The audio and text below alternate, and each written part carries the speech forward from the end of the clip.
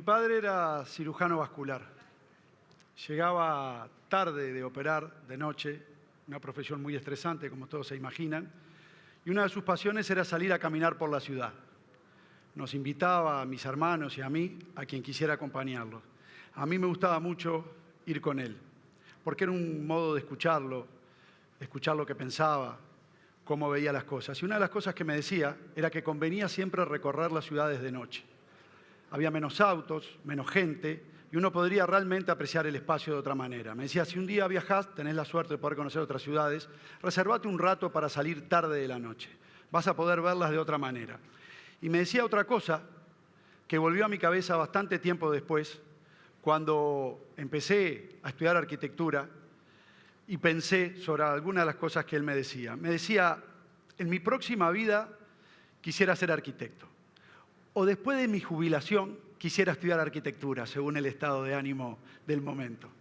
Pero es curioso por qué decía esto. Él decía que quería ser arquitecto porque su arte, y él de algún modo percibía la cirugía como un arte que requiere enfrentarse a una situación nueva cada vez y mucha manualidad, y más la cirugía vascular, hacer trasplantes de venas, arterias, etc. Pero él decía que su arte estaba destinado a perecer, que la vida de los seres humanos inevitablemente son finitas, por lo cual, por perfecta que hubiera quedado una obra que él hubiera hecho, poco tiempo después ya no estaría. Y él me decía, en cambio los arquitectos hacen obras que perduran. De algún modo, creo que esas palabras, que las olvidé por completo, créanme, durante muchísimos años y volvieron después, cuando ya estaba abrazando la profesión, creo que quedaron en mi cabeza y por algo volvieron. Claro, la ciudad que recorría en aquel momento era esta, era una ciudad muy diferente a lo que es Montevideo hoy. Yo soy montevideano, más allá que paso también mucho tiempo en La Pedrera. Una ciudad amable, de pequeña escala, una ciudad donde aprendí a manejarme como cada uno de ustedes aprendió a manejarse en su ciudad. Eso que hablaba Harari, ¿no? De las ficciones, aprendemos, las conocemos en la ciudad. Una luz verde es para seguir, una roja para parar. La arquitectura, aprendemos la arquitectura también, las puertas, las ventanas, la lógica que tienen. Uno ya sabe, como los niños hoy el celular, uno ya sabe manejarse con la arquitectura, prender las luces, apagarlas, etc. Y yo hubiera querido que esa ciudad nunca cambiara. Como cada uno de ustedes probablemente hubieran querido que su barrio, su casa de la niñez, nunca cambiara. Yo hubiera querido que aquello fuera eterno, que mis padres siempre estuvieran, que mi padre también estuviera hoy aquí. Hubiera querido, sin duda, que mis abuelos y todo continuara tal cual estaba, porque esa de algún modo era la ilusión que todo niño tiene. No comprende el tiempo, no comprende los cambios. Yo no tenía ni idea dónde estábamos.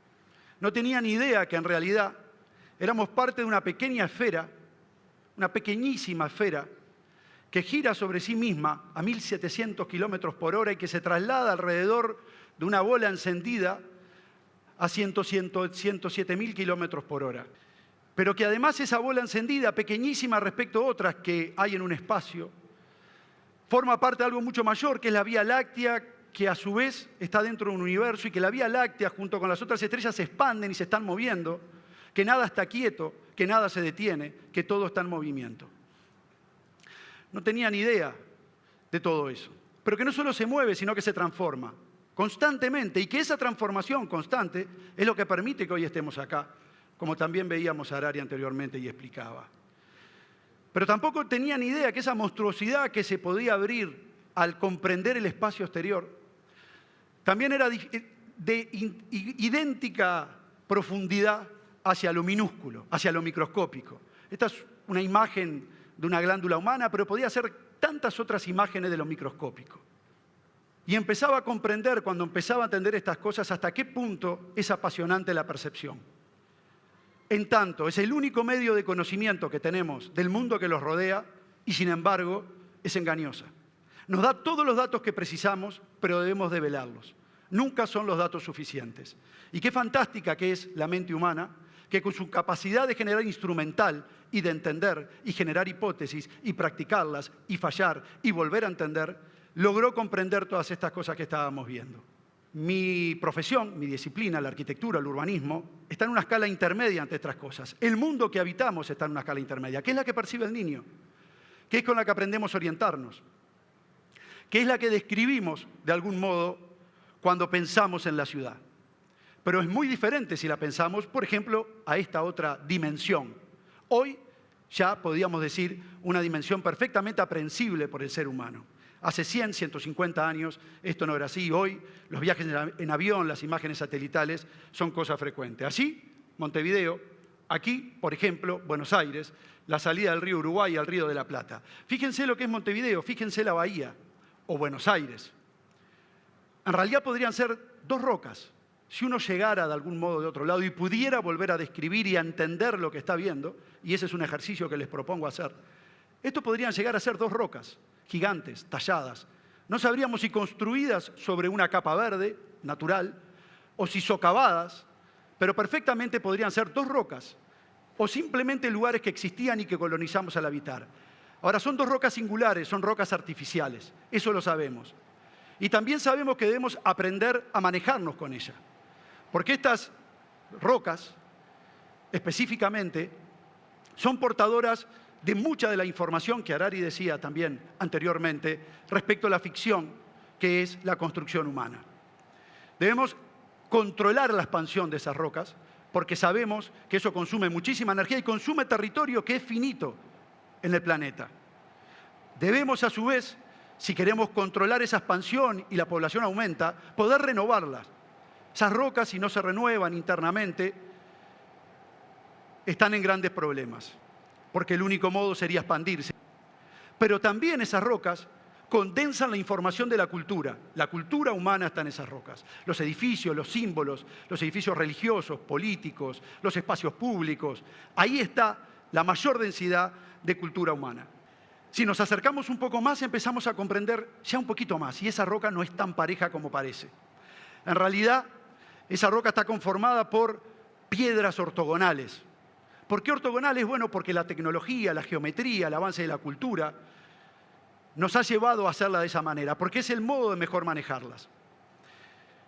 El objetivo original de la formación de esas rocas es generar cavidades. En realidad son rocas cavernosas. Y el objetivo final que tienen son esas cavidades, en donde transcurre la vida de cada uno de nosotros. La sumatoria de esas cavidades en vertical son edificios. La sumatoria de esas cavidades en horizontal, separadas a una cierta distancia, que la ficción que el hombre es capaz de construir es espacio público, es calle. De esas cavidades o esos edificios en torno a espacios un poco más amplios conforman plazas. En definitiva, si concebimos la ciudad así y a cierta distancia del tiempo y del espacio, es interesante empezar a verla de otra manera, interesan esas cavidades y la asociación de esas cavidades. Piensen ustedes que dos de los libros bestseller que vienen del campo de la ciencia, del campo de la historia, hablan de una breve historia.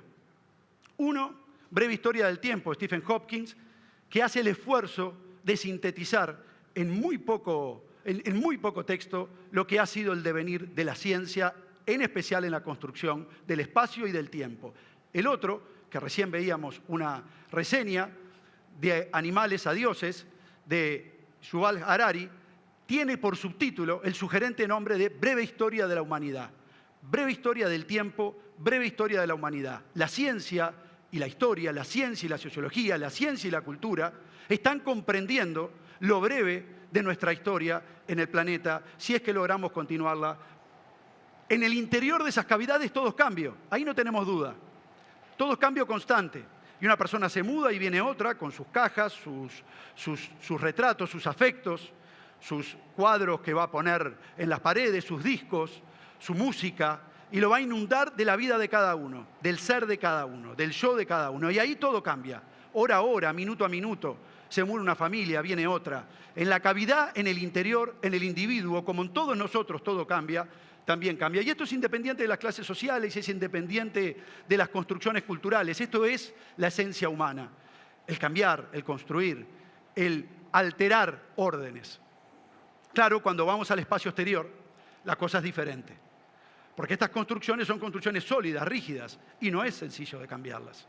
No es sencillo de alterar ese orden. Y ahí se manifiestan las aspiraciones humanas, las más primitivas aspiraciones humanas que nos acompañan al día de hoy, inalteradas de aquel momento. Esta foto, por ejemplo, es una imagen a contraluz, un atardecer, atrás de San Gimignano, una ciudad de la Toscana, en Italia, que construyó esta silueta en la época medieval. ¿Por qué? Porque cada una de las familias quería de algún modo tener su destaque, construir su skyline, marcar el perfil de su ciudad.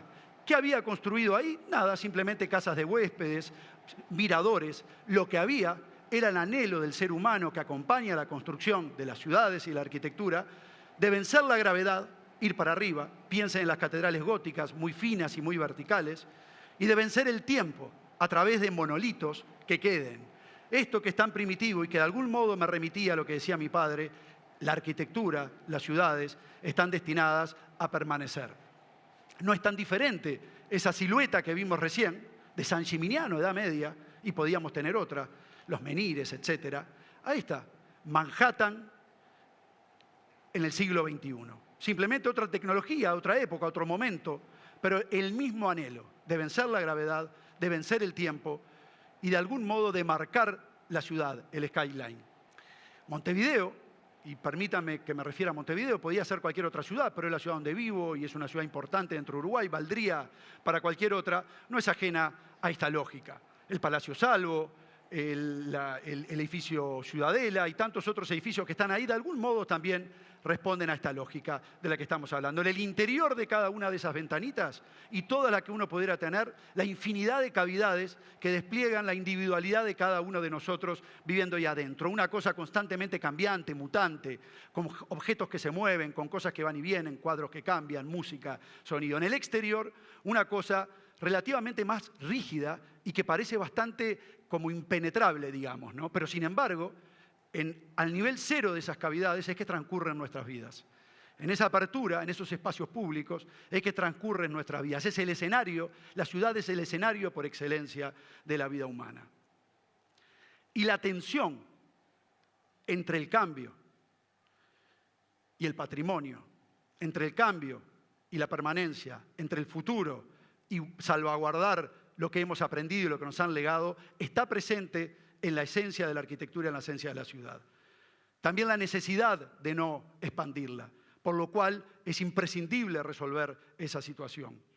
Es claro de que la historia de la ciudad condensa, como decía anteriormente, los códigos, de algún modo el saber que ha acumulado la civilización, por lo cual es sin duda muy importante preservarlos y cuidarlos, de algún modo legarlos también a la generación siguiente.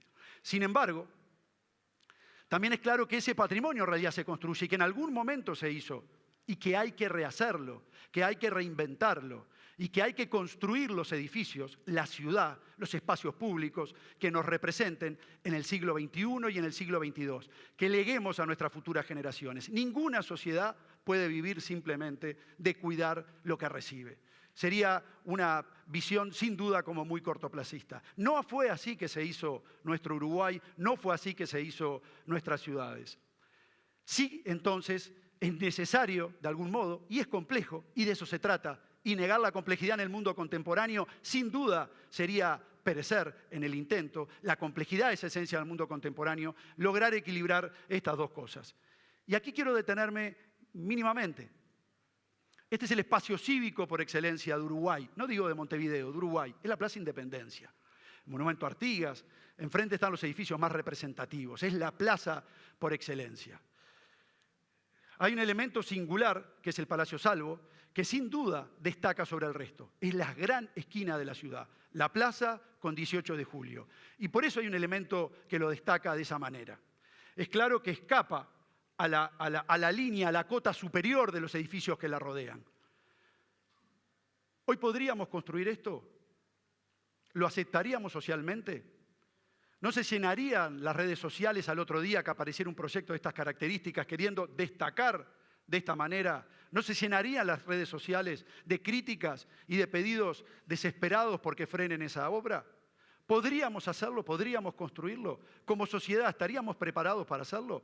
Esto que, más allá de su belleza, porque a cierta escala la belleza menos importa, hay un arquitecto Rem Koolhaas, un holandés, que habla de los edificios grandes escala, Bigness le llama, que dice, pasado cierto límite, los edificios valen por su impacto, valen mucho más por lo que generan en la memoria, por lo que generan en el skyline, que por su propia belleza. ¿Podríamos construir esto?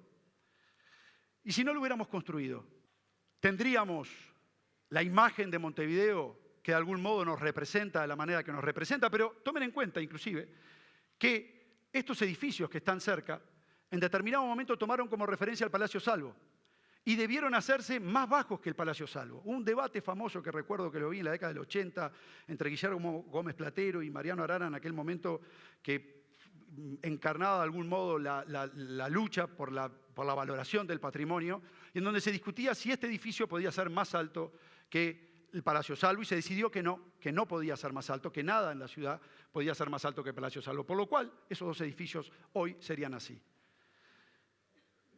Creo que, no digo que fuera mejor ni peor, pero sin duda sería una ciudad diferente. Son como esos acontecimientos que pasan en la vida de cada uno, que uno piensa que hubiera pasado sí, tal o cual otra cosa. Sería diferente, quizás esto sería lo que valoraríamos, etc.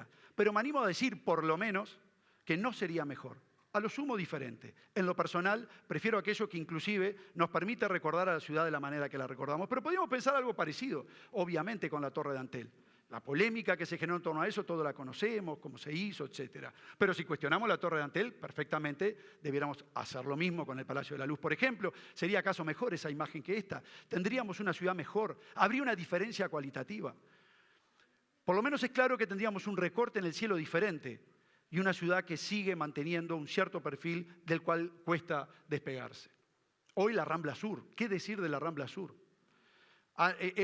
Se han escrito ríos de tinta recientemente sobre la Rambla Sur, porque gracias a una construcción que se hizo en la década del 30, tenemos este acceso a la ciudad vieja, que si no, no podríamos, estaríamos en medio de un atolladero de autos, porque no podríamos circular desde la ciudad vieja a la zona este, que es la zona más poblada. Esto se construyó para 20, 30, 40 cachilas en la década del 30, y es en realidad lo que aún hoy le sigue salvando los problemas a la ciudad. La Rambla Sur está propuesta como patrimonio para la UNESCO y se comió varias playas. ¿Qué hubiera pasado si no se hubiera hecho? Sin duda tendríamos un patrimonio menos que proponer a la UNESCO, que es el de la Rambla. Tendríamos algunas playas más que hoy no quisiéramos tocar, por lo cual no podríamos construir esa Rambla. Tendríamos una situación diferente, probablemente más trabada, y estaríamos enfrentados a eso de ver cómo solucionamos la entrada y salida de la ciudad. Pero esto lo podríamos llevar a todos los momentos y todas las épocas, y creo que es importante tomar conciencia de hasta qué punto el patrimonio se construye y hasta qué punto, si dejamos de hacerlo, estaremos legando una ciudad bastante más pobre que la que hemos recibido. ¿Qué hubiera pasado si hoy alguien pensara en el punto más destacado de la bahía de Montevideo, el cerro al costado de la bahía, el punto más destacado de la ciudad, el único accidente natural más o menos relevante que tiene la ciudad, si alguien propusiera hacer una construcción maciza, de muros de ventanas pequeñas, de muros pesados, una construcción militar? Yo creo que por lo menos habría despertado otra que fake news, polémica, profunda y bastante alboroto. ¿Qué hubiera pasado si no se hubiera construido? No sé cómo sería el cerro, quizás sería mejor, en tanto hubiera estado menos antropizado, pero lo que sí es claro que no tendríamos el escudo patrio que hoy tenemos, en el cual justamente eso es uno de nuestros principales símbolos. Yo, para terminar, quiero contarles una anécdota que creo que resume mucho esto de la necesidad de estar abierto al cambio, de estar abierto a construir la ciudad, a legar patrimonio, a construir patrimonio futuro. El 14 de septiembre de 1977 había una gente acá de la zona, en la cantina del club, en una noche de mucha niebla, y dentro de la niebla, ellos estaban mirando la televisión, unas series, etc. De repente ven una luz sobre la playa que probablemente se llamara la Playa Sur, no sabemos cuál era el nombre. Hoy quise averiguar entre la gente más antigua de La Pedrera y nadie ni siquiera recuerda el nombre que tenía esa playa. Y el sonido de una bocina de barco, parecía como algo encallando y como despidiéndose. Al otro día, el 15 de septiembre de 1977, amaneció con esta imagen en la playa que a partir de algunos años posteriores sería la playa del barco. Era el Catay, que había encallado la noche anterior, producto de la niebla, e inmediatamente, imagínense, si aquella imagen que vimos en la primera conferencia de una botellita de plástico en la arena significaba preocupación, lo que sería un barco entero encallado en la arena, permaneciendo ahí Imagínense la preocupación que eso generaba. Evidentemente, en el verano del 78 empezaron los intentos de llevarlo de nuevo al océano, con los remolcadores que venían del puerto de Montevideo y hacían su mejor intento de sacarlo. Hubo un momento que entendieron que eso era imposible o por lo menos era mucho más caro que dejar el barco donde estaba. En ese momento decidieron desguazarlo, sacarle todo lo que pudiera ser vendible y simplemente dejarlo. Con una imagen bastante fuerte, diría por lo menos. Bastante incómoda de tener una cosa de este tamaño encallada en la playa sur. Claro, al tiempo, la playa pasó a llamarse la playa del barco. El salitre empezó, conjuntamente con las olas, a trabajar el barco.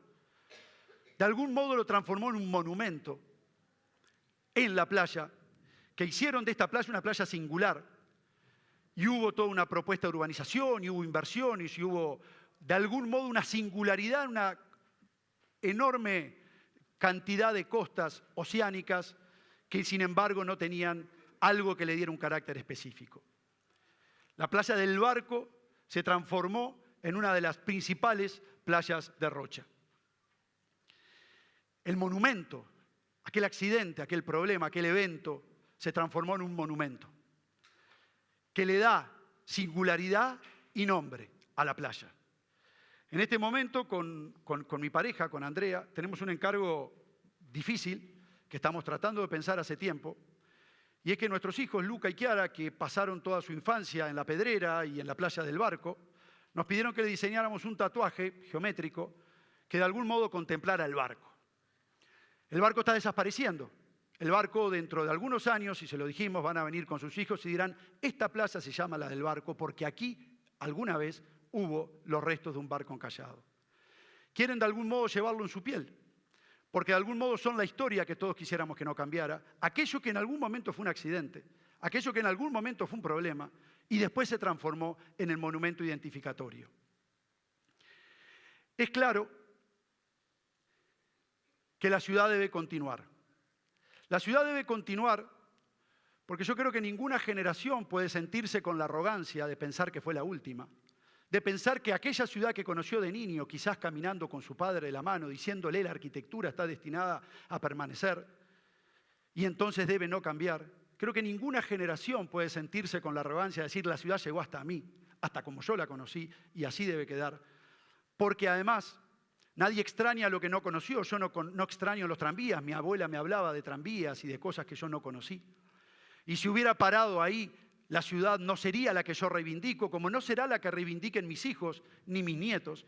La ciudad debe continuar porque ninguna generación se puede sentir con la arrogancia de decir hasta acá llegó, pero sobre todo porque todas las generaciones tienen derecho a construir su futuro y su patrimonio. Muchas gracias.